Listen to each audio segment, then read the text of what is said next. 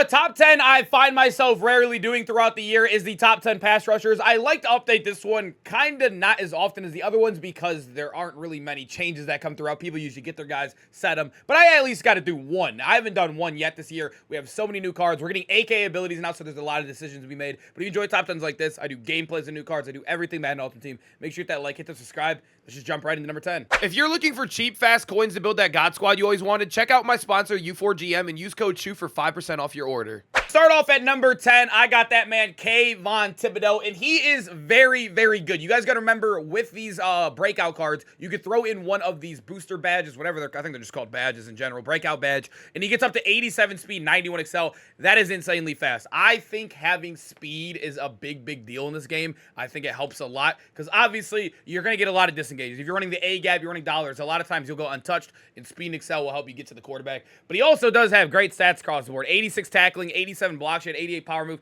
I know a lot of people like to look at like the traits on cards. You could see them on mutt.gg. I'm going to be honest, in some of this game, I've seen cards that have some of the best traits ever play, like the worst garbage I've ever seen in my life. And then I've seen some of the best cards ever have the worst traits ever. I think this game is really bad when it comes to like defensive line and what they actually can do. I think it's truly just luck for some people. I've seen some of the guys be the best for me and be the worst for other people. But Kayvon Thibodeaux is one I've seen out there so many times, and this dude screams. He definitely does. He's super fast too, and I think that helps him out a lot. At number 9, this is a guy I am very familiar with. I have been using him since the day he came out. I was Dolphins same team, still am right now until probably season 3 or most feared comes out, and I'll probably switch it up. But he's been just so good. The D tackle, D end, he has been a god everywhere for me. 87 speed, 88 excel. The thing with him, though, is you are seeing that 73 power move. I like the ends a little bit more because they can move to D-tackle, and I think that's very versatile. When you look at the outside linebackers, it is annoying because you can only play them at end. You really can run them in the A-gap. You're running double mug as well. But I think Dollar being the most popular defense, having a guy that Jason Taylor could play all 3 positions is huge. He also is just one of those guys on paper, or in game at least, that just plays a lot better. It does suck with Legends, though. No really good abilities worth using on him. No X Factor, but he's just one of those guys, man. He balls in game. Towards the top is when we start getting abilities and stuff that actually matter. At number 8, we still have Micah Parsons in 87 overall. This card still dominates. And also, if you guys do not know, there is a Mutt leaks over there on Twitter that leaks all the cards coming out before EA even leaks them. There is a new Micah coming out. They're already giving us a new Micah. He's going to be a 91 LTD, I think, on most feared on Thursday.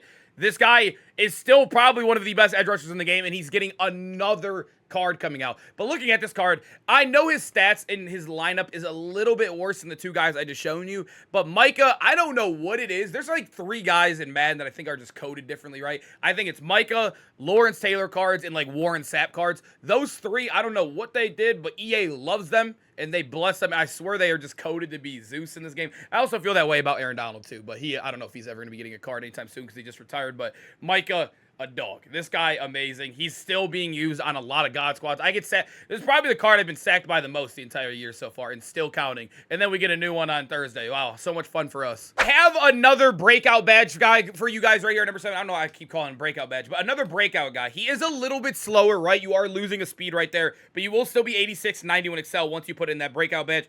He has 90 finesse move and 89 block shed. As you guys know, with how current strat cards go and how team boosts and coaches go, you can easily get that block shed to a 90, which I think is the most important stat, not only because that helps so much in the run game.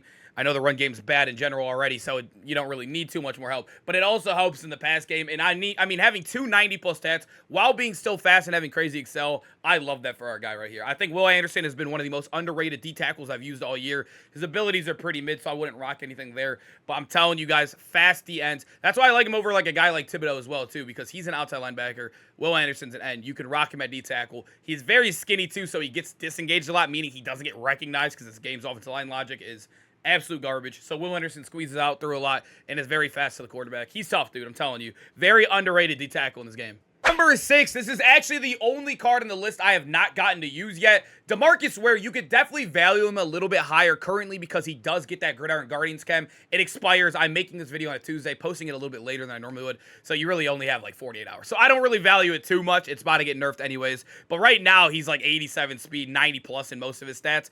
But if you're looking at it as a base card, 89 excel is still very, very good, right? He has 86 strength, the block shed's good, the power move is good, the finesse is really good. No 90s here, but I feel like Demarcus Ware is another one of those guys I might even categorize next to like the Sapp and all them where he just plays really really, really good every single year. I wish he was an end so he could probably rock mid tackle, although he is a little undersized, but he's just elite, man. I'm telling you, really good in dollar, really, really good in double mug. You can rush him up the middle. He'll be good no matter what you want to do, man. I'm telling you, D-Ware, so good every single time he gets a card. I think we're about to start getting into our elite cards. I think 4 and above is when we start getting the super comp ends. At number 5, and I don't know if it's, I think there's a little bit of correlation to be had here, right? Obviously, the Gridiron Chems are OP, making them even better than they were. But Jaden Clowney has been one of the best edge rushers I've used all year with no abilities, no nothing to help him besides his chems and stats. He has been elite, and I think it has to do with having the 90 power move. And that's why I like the guy like Anderson so much. When I used him, I had 90 in both of those stats, like I mentioned, and they were dominating so much. Clowney is elite, dude. He was one of the best edge rushers. I actually used him when I did that, I updated our, like, the final Gridiron Guardians chem, whatever you want to call it. I did a final video on that, right? And this dude, Jaden Clowney, I think had 2 sacks in that video. He was hitting the quarterback. He hit him to force a bad read for an interception as well. He had one of the best debuts I've ever had in a card. I rocked him for a while until we had some crazy guys come out this week. But Clowney, probably my favorite non-X Factor ability-based D lineman in the game right now. At least one of them. I think the one guy above him, and then, it's like him and Clowney, basically. Number 4, I'm rocking that man, Warren Sapp. I know he's a D tackle. I normally don't include D tackles unless they are amazing here. Guys like Mean Joe Green can sometimes see themselves in here. Vita Vea did get an LTD. He's 67 speed. He is not sniffing the top 20 of this list. But Warren Sapp is elite, man. He's 81 speed, so he's the slowest guy by far. I think he's a true form D tackle, and he also comes with crazy excel to make up for it, right? He has amazing stats. 89 block shed, like I said, very easy, especially with the Gridiron Guardians chem temporarily. Can get that above 90. He already has 90 finesse. And I mentioned earlier, there's a couple guys I categorize as just guys that play out of their mind no matter what they have on them or ability-wise. Warren Sapp's one of them. He's in that Lawrence Taylor, Aaron Donald, and also, who did I mention earlier? Like, I said Micah Parsons. Yeah, he's in that category. He is dominant. If you guys have ever played a Madden game, use Warren Sapp. He's the best D tackle every single time he comes out. I wouldn't run any abilities on him. Honestly, the only abilities I'd run in my D-line are X Factors. But Sapp, I mean, he's just a guy. He's going to play on his mind regardless. Number 3, I have what I believe to be the worst X Factor D lineman in the game. That's why I have him at 3, and there's only really 3 of them that are really compy or, I guess, being used at the higher level right now. I know there's guys like Klecko and stuff, but I think these guys are just way ahead of them. Brian Arakpo, he is glitched right now, by the way. Some games will desync if you use him. It won't count as a win or a loss. It won't count for a win or loss for your opponent either. It's been happening to me a lot, so I actually had to deactivate him. He is the one that's glitched. I don't know if they're ever going to fix that. He was broken on the first day he came out. They fixed it, and it seems like it's re-broke again. But he does get value abilities, right? I don't really like using Unstoppable Force for 4 AP. 3 AP, yes. I love it for 3 AP, right? But for 4 AP, that's just too expensive. You can't even fit a pick artist next to it. You can only fit one other X Factor next to it. But I do love the 1 AP double or nothing. I think this is a really good D-line ability, especially in the best meta in the game right now, Dollar.